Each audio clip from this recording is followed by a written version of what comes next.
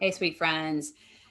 This is episode 44, and this week we are going to talk about feminine and masculine energy. Does it sound super fun? Like 3 weeks ago, I'd have been like, we're not talking about that. Um, I tend to, before I got coaching, and my coach pointed out that I um, have an issue with feminine energy, and I hadn't done thought work on it before. So I've done some thought work, and my paradigm and paradox has shifted. So that's why when I talk about before, it's referring back to before the paradigm shift around feminine and masculine energy. So I wanted to talk about this today with Dr. Carmen because it provided a shift in terms of balance in my life. And I thought that that would be super interesting to talk about because I think a lot of us, like me, have like very confused definitions around these things. So I'm going to ask you first, Carmen. When I say feminine and masculine energy, tell me what your thoughts are. What's your thoughts about feminine energy? What does that look like for you as a human in this world, and then masculine energy? Sure. So my idea of feminine and masculine energy is from a framework of Chinese medicine is where I'm going to start. Okay. Okay. So in Chinese medicine, there's this idea of the yin and the yang, right? The yin is more feminine energy, right? It's kind of this idea of now how to put it into words of more gentle, more quiet, more flowing, right? It's also in Chinese medicine, the yin side is our anterior side or the front side of our body. So we kind of think of it as more sort of the vulnerable side, right? So like if you get injured in the front part of your body, it's more likely to cause damage, right? The yang side of us is more that masculine energy. It's right. It's a little bit more, it's less vulnerable. It's a little bit more stronger, if you will, a little bit more like set in your ways. Some folks may describe it even on the spectrum a little bit more aggressive. That train of thought, right? And so the yang side of our body is the posterior side or the back side. So a lot of those organs are more yang organs. So they are a little bit more solid, if you will, a little bit less vulnerable. So when we think about the yin and the yang and the feminine and the masculine energy within ourselves, right? It's that spectrum. We each hold all of those traits and all of those characteristics, but we think of sort of that feminine more on the go with the flow, like that. More quiet, more vulnerable, versus the masculine side we think of as a little bit more independent, a little bit stronger, right? When we kind of weigh those things out. So that's what I'll start with. Okay. That's what you started with, so there, like, how does that, how do you see it for you? So how I think that it manifests in my life is that, so I would say, I don't know that I would say I have a lot of feminine energy. I do in certain instances, right? So sort of the independence, the wanting to grow more, right? Wanting my like business to be successful, being able to get up and talk in front of crowds, in front of and teach classes. I feel like that's a little bit more of a masculine energy, right? Versus a more of a feminine energy is, being happy with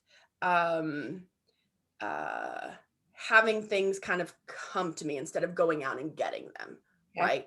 I would kind of compare, I guess, them in that light in my life. Yeah. Okay. So, I think it's super interesting that you use the yin and the yang, because when I posted on my social media about this last week, when I had this like breakthrough, like that was the image I thought of. And I used that image in my post because it resembles balance to me. It's like the dark and the light.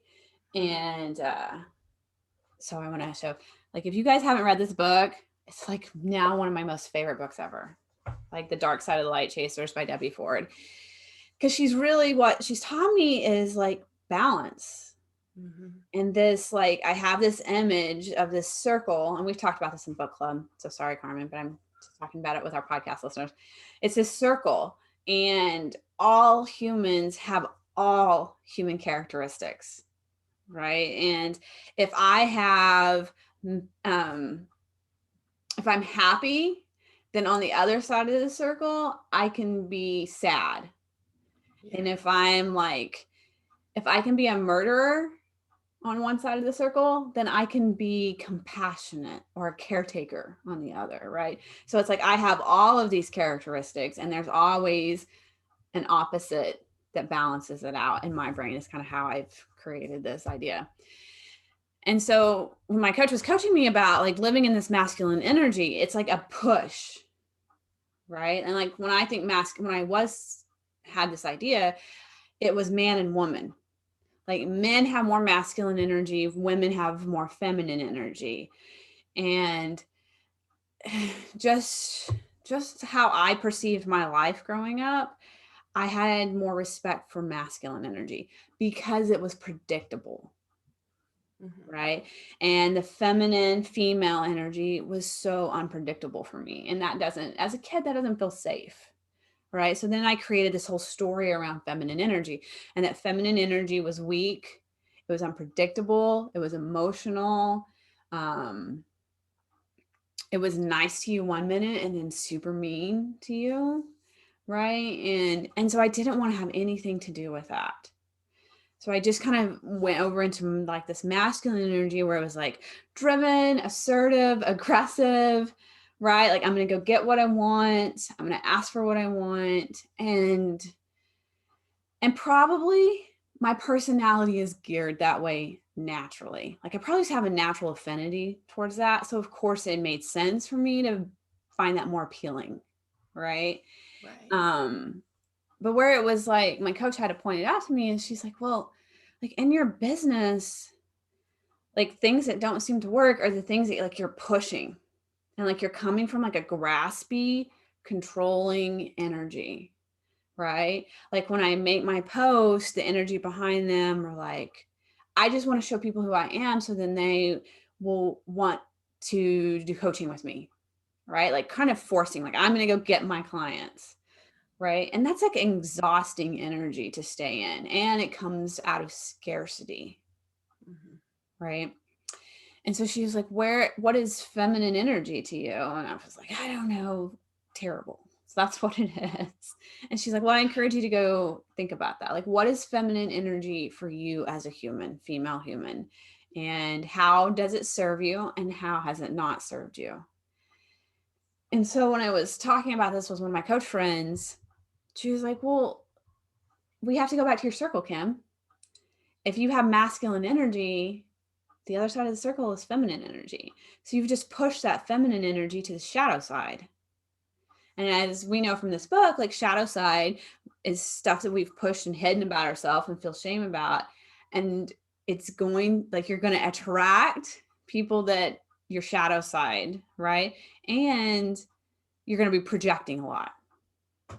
Yeah. So I started looking at it when she said that, and I was like, oh my gosh, like I'm showing up in the world because I have this shadow side of my feminine energy. I'm showing up in the world exactly opposite of how I want to, because I'm unbalanced, right? Like I'm showing up in this, like how I define feminine energy, like unpredictable, like 1 minute nice, 1 minute aggressive, right? And there wasn't like the consistency there. And I was like, holy cow, like I've manifested what I didn't want. Right. And so when I started looking at it from this balance, like if I have one, I have the other. So feminine energy has always been in me. And like that's so interesting when we think about that. Like the things that we don't respect and we don't like and we don't want to be, like they're still in us and they always have been in us and they're not going away. It's about embracing them. And so I've always had this feminine energy. And feminine energy and masculine energy isn't a gender thing, No. right? Yeah. It's like all humans have both. Yeah. We often get this perception of feminine energy and masculine energy based on our experiences with the sexes. Yes. Right. Yeah. So we create this idea. If you've been around, like I grew up around a lot of, I lived in the country, right? And we lived on a farm. And so I was kind of that tomboy, right? I was told all the time when I was young, I was told I was a tomboy, Mhm. right? And then I'd go to school and I'd see all these girls and they were like the girly girls. Yeah. And so because I had adopted this idea that everybody had told me I'm a tomboy and I liked being a tomboy, right? So then I had this idea that, oh no, I don't want to be that, right? I don't want to be that girly girl. I don't wear bows in my hair. I don't like pink, you know.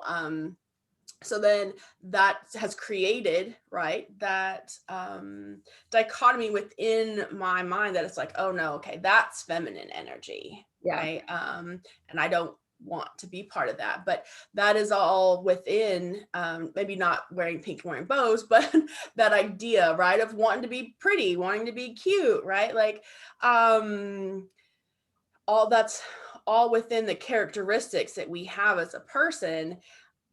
Yeah, and getting better at accepting that and embracing it. So it's like, yeah, okay, sure, I can dress up once in a while. I don't always enjoy it, but I'm trying to get there. But yeah, I was just gonna say, so I think that our concept of that feminine and masculine energy comes from our experiences when we were young, Yes. right?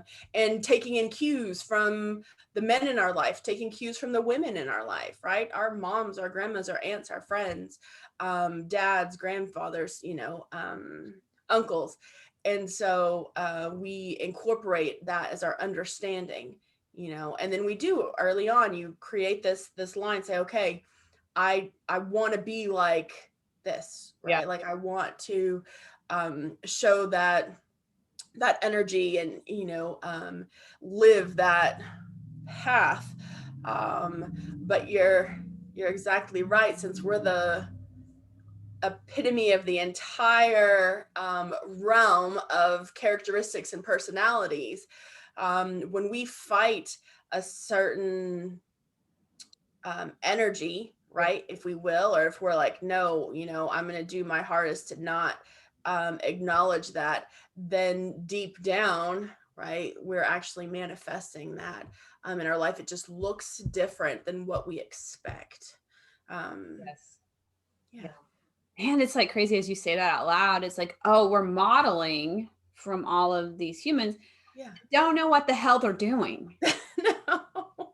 Like most of us are not balanced. So when you look like that, like that's where I was going to is like when you look at someone that isn't balanced in their feminine and masculine energy, right? Like Yeah. me being imbalanced in my masculine energy,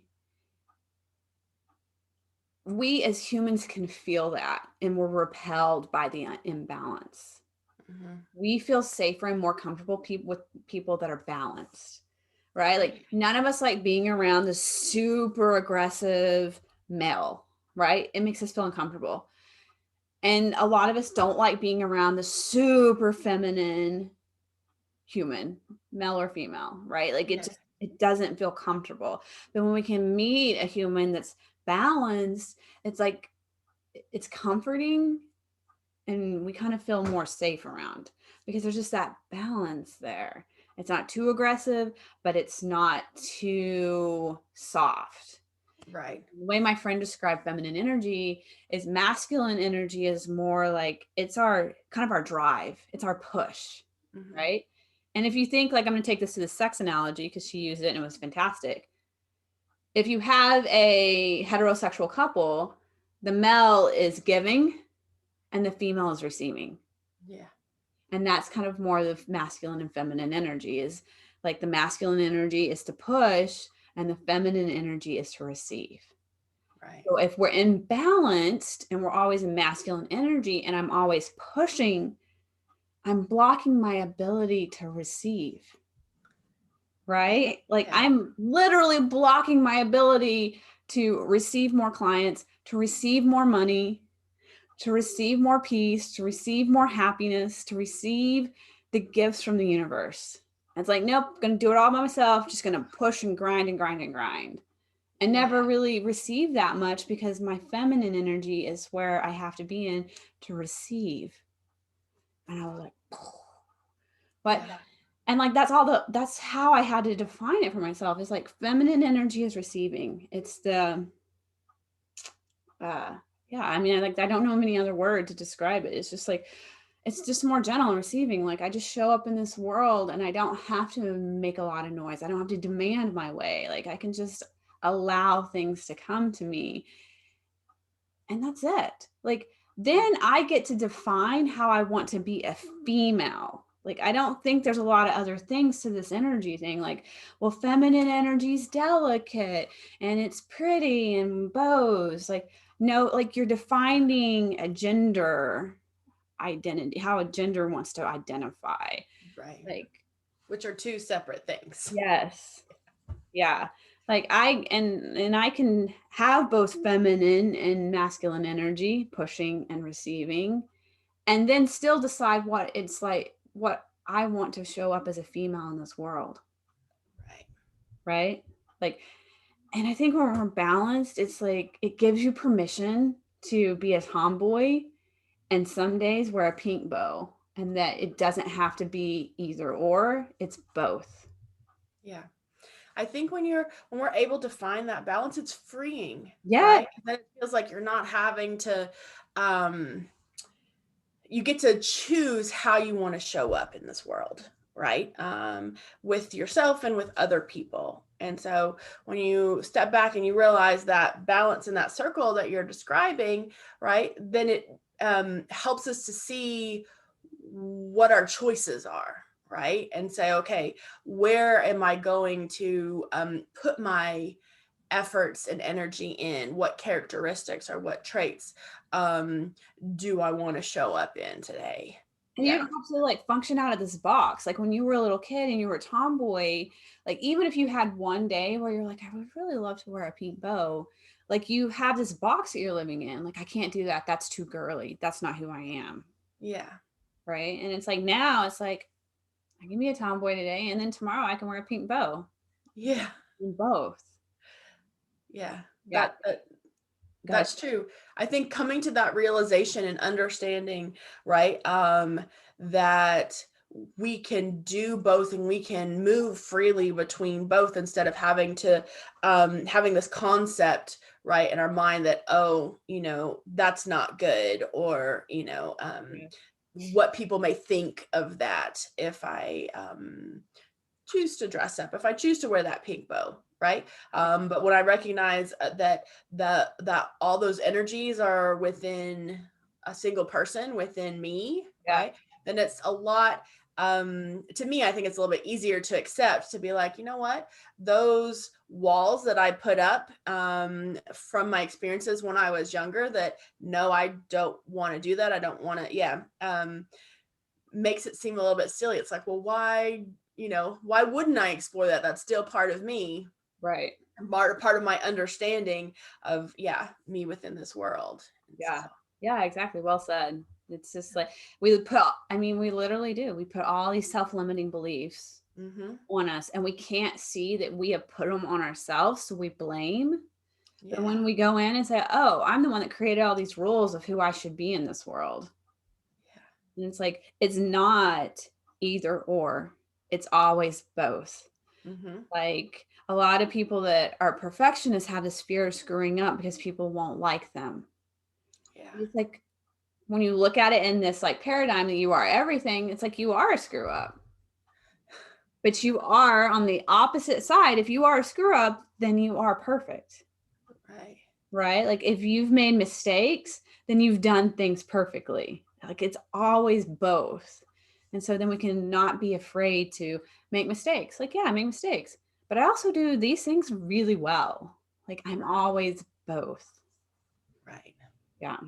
And I kind of feel bad after saying this to the men out there. Like as females, I think it's a little bit easier for us to like explore these feeling things and ideas, and like I can play with this like being both feminine and masculine.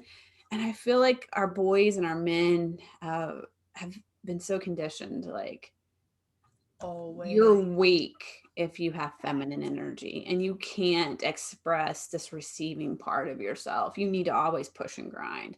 You need to go work hard and be a Right. provider.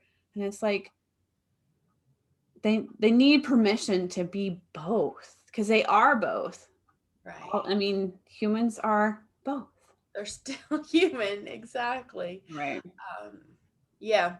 I think it's a little bit more, challenging because of that conditioning, right? Mhm. And sort of this expectation that's been put on men from not just from growing up, but even from society, right? Still, if there are men that are not driven or providing, right, they get categorized and called names, and they get this backlash, if you will, from society that they're not doing their job, Yeah. right, to provide for their family, to fill in the blanks.